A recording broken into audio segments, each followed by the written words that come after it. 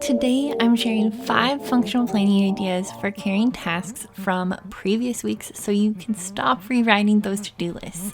Thank you to KLadies3021 for requesting this video and to everybody who voted in the poll. The first idea here is to create a planner overlay, whether that's just a simple weekly to-do list, or you can also incorporate your weekly recurring schedule.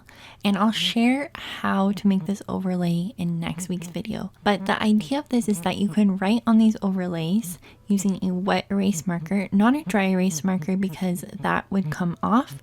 And then once you need more space, you can erase tasks using a wet paper towel.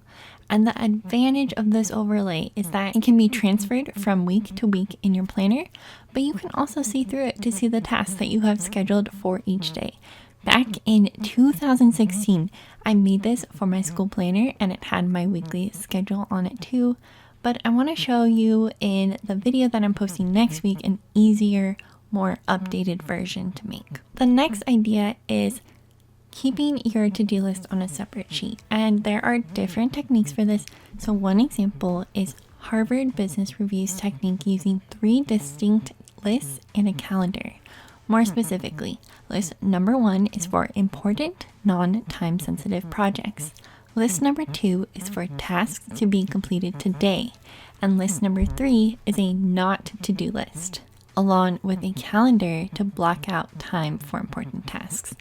So this not to-do list are tasks that are not important or urgent, and they are not worth your time doing. If I were to do this, I would start by brain dumping on a sheet of paper everything that I think that needs to get done. And then I would start distributing it between those 3 lists. But I would recommend automatically transferring anything that falls into the list number 2 category automatically to your current day in your planner. How many times have you found yourself rewriting the same task in your planner week to week? So by assigning tasks to specific lists, we can prune out those low priority, unimportant, and non-urgent tasks that we're probably not going to work on anyways because we realistically don't have time for them. So this helps us to avoid constantly rewriting tasks that remain relevant but are not high priority or do not require immediate attention. And moving tasks that we realistically don't actually have time to do to a not to-do list gives us permission to not do those tasks. But it also helps us to declutter today's to-do list so we can really focus in on those priorities. This not to-do list reminds me a lot of David Allen's Someday Maybe list from the book Getting Things Done. And the difference though here is that the someday maybe list is for tasks that you don't have time to do now, but someday maybe in the future you will, whereas the not to do list is tasks that you are not going to do. Another idea is to keep an ongoing tasks list on a separate sheet and then prioritize it. You could write in your planner, work on ongoing tasks list, and then just work on the next task in order of what is the next priority, using your list as a reference.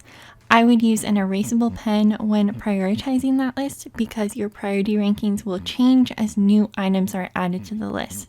So an erasable pen will allow you to easily change those rankings. And if you are worried about this list being out of sight, out of mind, if you want to keep it in a different part of your planner, well, maybe instead you could keep it on a half sheet in your current week so that it's always accessible. Leave a comment down below if you want to see a video about how to actually process a to-do list in your planner, as in at the end of the week, what do you do with those tasks that didn't get done?